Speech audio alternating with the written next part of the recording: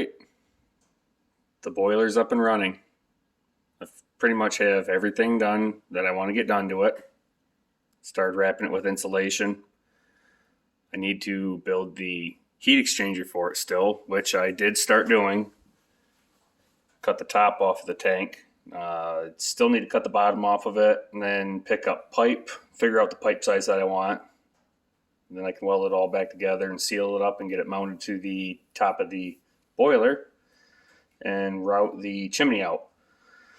Current chimney I have on it right now is temporary, and I'm glad that it's temporary because the creosote that drips down this thing is irritating. It stinks, makes the whole shop smell. So once I get the heat exchanger on there and buy some 6-inch Schedule 80 elbows and pipe, I'm going to run that straight up through the roof, or I'll go with triple line through the roof actually. So pumps on, aquastats on. I even installed a little filter.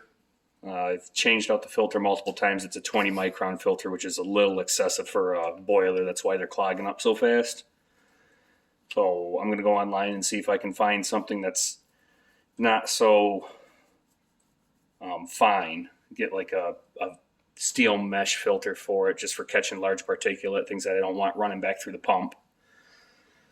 I'm running right around, right now, 139. So the boiler should be kicking on here in a little bit, 140. And this insulation that I picked up for it, I got it right at Lowe's. It's pretty cheap. It's just foil-backed bubble wrap, but it's actually really good for as thin as it is. I mean, I'm getting 140, 139, 140. We got this little black spot right here because these don't read accurately off of surfaces that are shiny. I mean, close to 50 degrees drop in temperature. Actually, it's about 50, 52 degrees. That's substantial for as little as this stuff is. So I might buy more of it and do a double wrap on it. Guess it all depends on, how much I care about the radiant heat coming off of the tank. I mean, it is inside of my shop, so it's going to help heat the shop with radiant heat. The other thing they took care of, so because it's indoors inside of a building, I built a smoke hood, or a ventilation hood, I guess. You just flick this switch on right here. You can hear the fan kick on. It runs over to a fan that I mounted on the wall. There is steel flashing behind this squirrel cage, and then I used an all steel 4-inch duct vent for a dryer to dump the smoke outside. It works quite well. You open up the door and keeps most of the smoke out of the building.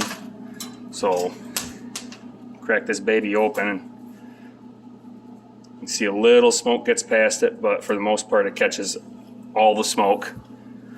And there's the fire.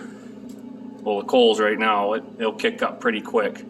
I also welded in this smoke dam just to help with how much smoke comes back out of the firebox when I open it. It was substantial. You'd open the door and smoke would come bellowing out of this thing.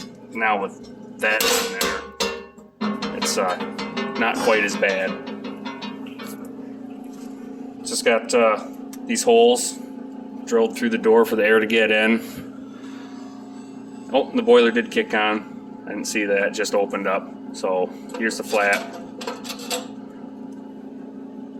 Just a piece of square tube that I welded onto the door, stiffened the door up, drilled holes in the top of it, let the air in, and it shuts down good. When this thing closes, the boiler shuts right down. As for the seal on the inside, I didn't use any fiberglass rope or seal rope, whatever you want to call it.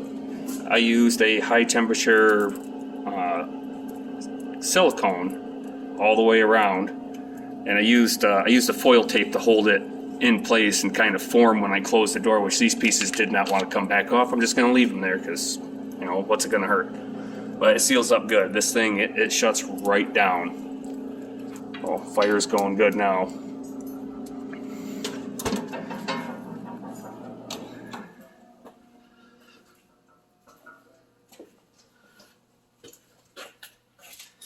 And then got the hydronic heater mounted up top. That's just a little 50,000 BTU unit. I wanted to run 1-inch lines to it. Apparently everybody's using 1-inch line right now, so I just went with 3/4. It's still cranking out pretty good heat. When I turn it on, I want to say I have maybe a 10-degree drop in temperature. I do plan on moving the position of this thermostat to an exterior wall that's uninsulated. Is not the best place for it. So it's kicking on at 60 right now. Oh.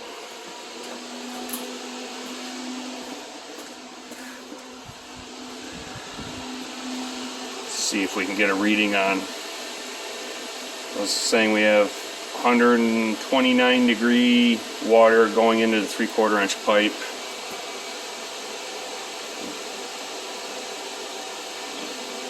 Kind of getting some crazy readings here.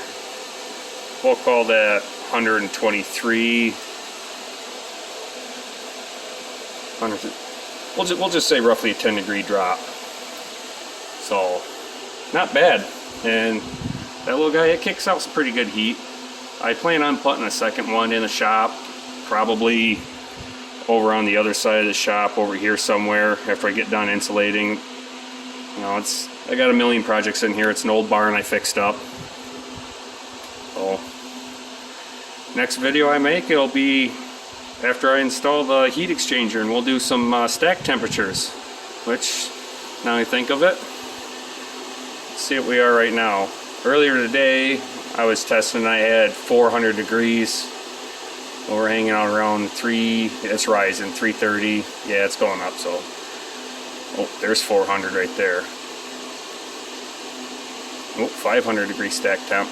Okay, so that's what I want to do. I want to get a heat exchanger built and installed up there to reclaim that heat. That's just going straight up out of the roof, right out of the chimney. And I think that heat exchanger is going to really grab a lot of that heat. So until next time, guys.